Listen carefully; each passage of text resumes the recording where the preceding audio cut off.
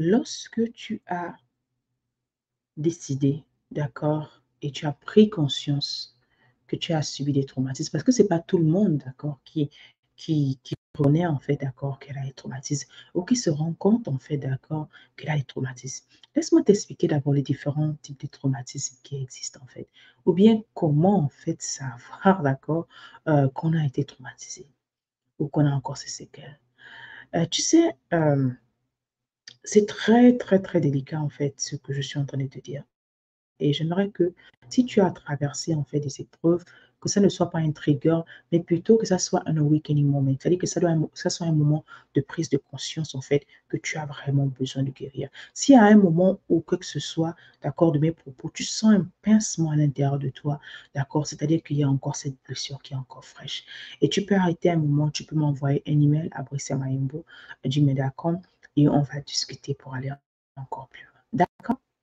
Alors, comment on fait d'accord? Pourquoi tu dois décider? La première étape, tu dois décider d'accord, d'accord, te rendre compte d'abord que tu as besoin d'aide, te rendre compte en fait du mal qui est. Parce que j'aime beaucoup dire en fait que personne n'est responsable de ta guérison. L'époux que tu veux avoir demain après-demain ou l'épouse que tu vas avoir demain après-demain n'est pas responsable en fait d'accord de ta guérison. Beaucoup de personnes, la raison pour laquelle en fait les gens il y a tellement de divorces dans notre société, d'accord? Et puis encore du côté des chrétiens où nous sommes censés vraiment vivre pleinement ce jardin d'Éden, vivre pleinement, d'accord, ce couple, cette harmonie dans les maisons. Mais qu'est-ce qui se passe en fait, d'accord? Il y a tellement de divorces.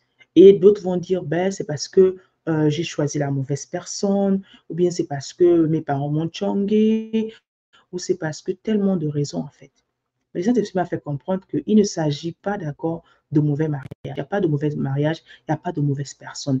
Il y a juste des personnes qui décident d'aller ensemble, n'ayant pas conscience, d'accord, de leur traumatisme. Je répète encore, il n'y a pas de mauvais mariage, d'accord, il n'y a pas de mauvaise personne. C'est juste deux personnes, d'accord, de manière consciente ou inconsciente, qui décident, d'accord, d'aller se mettre ensemble pendant la mauvaise saison. C'est-à-dire que si tu es dans ce cours, tu es dans une saison où tu viens d'être divorcé. Tu es dans une saison où tu viens de recevoir des traumatismes, d'accord? D'accord, les traumatismes, c'est quoi? Lorsque tu as eu un enfant, accouchement, souvent, c'est l'un des plus grands traumatismes. Tu as subi un traumatisme en accouchant, oui, tu as subi un traumatisme. C'est pour ça que beaucoup de femmes, beaucoup de femmes souffrent en fait de ce qu'on appelle le postpartum depression. Donc, il y a quelque chose qui se passe dans ton corps, dans ton psychique, etc., à l'intérieur de toi, en fait, qui crée ce bouleversement, d'accord, d'activité, d'accord, d'événements, d'accord, d'émotions à l'intérieur de toi. Donc, quand tu es accouché, d'accord, si tu me dis que je n'ai jamais subi de traumatisme, si tu es maman, tu as été un jour traumatisé. Si tu as subi des abus sexuels, d'accord, tu as été traumatisé. Si tu as été une femme qui était dans une maison dans laquelle on te battait physiquement, d'accord, on te battait tout le temps, on te tapait avec n'importe quoi, tu as été traumatisé.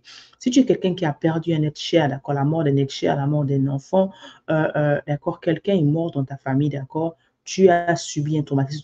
Plus la personne est proche de toi, d'accord, plus le traumatisme en quoi est frais et strong, en fait, d'accord. Et c'est difficile souvent de plus en plus de se distancer de ce genre de personnes-là, en fait, même si elle est partie.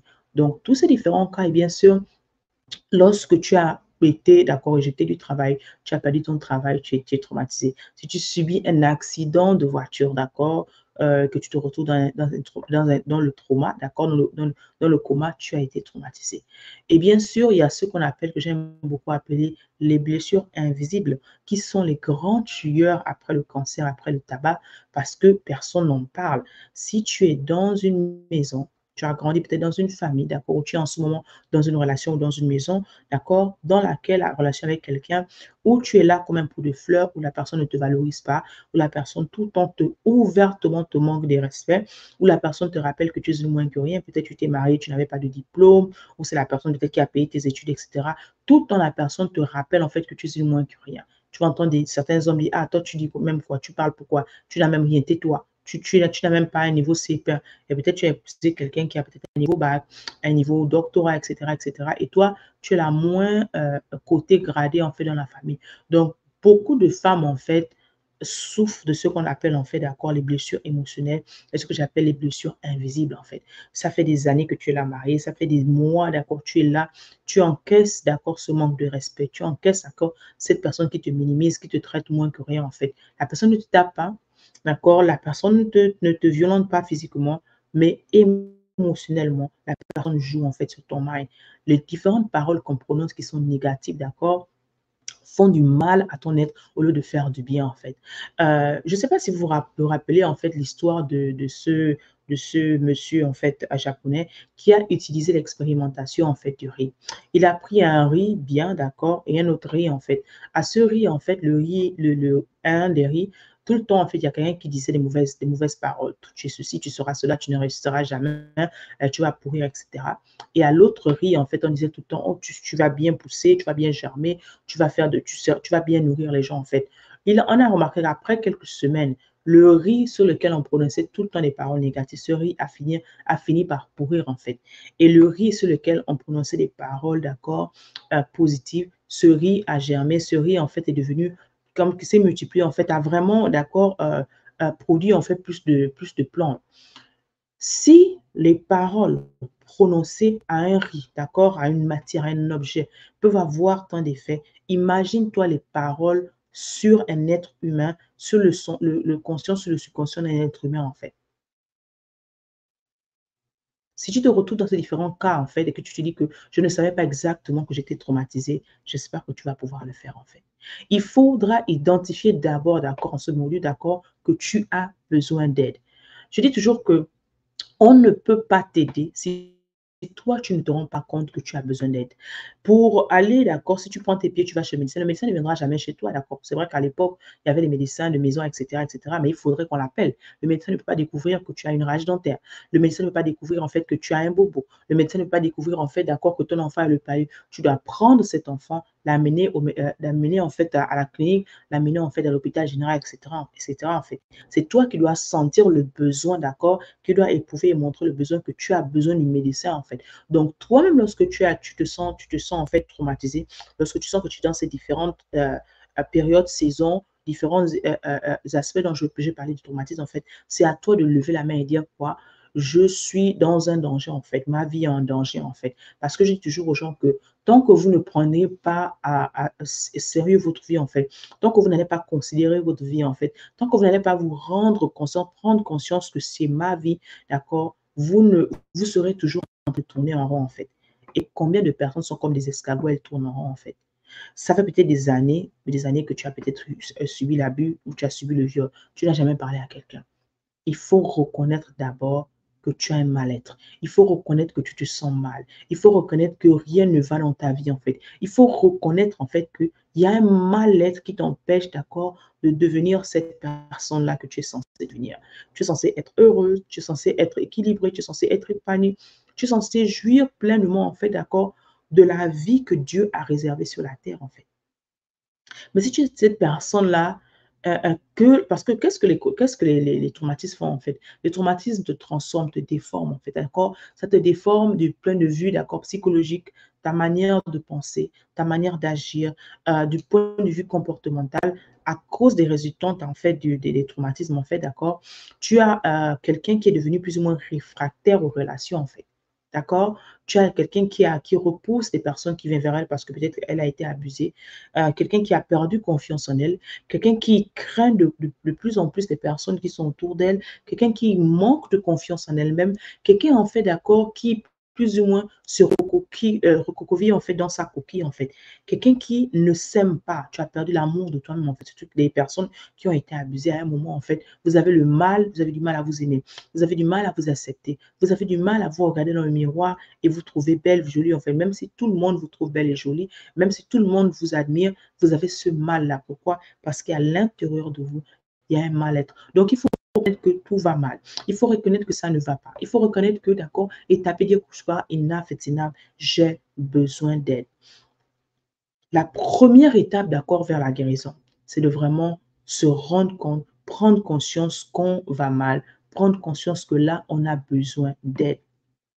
Et ensuite, lorsque tu as réalisé que tu as besoin d'aide, tu dois aller chercher de l'aide. aujourd'hui, dans les différents pays, d'accord, moi, je suis un thérapeute, d'accord, certifié en guérison restauration. Je suis chrétienne.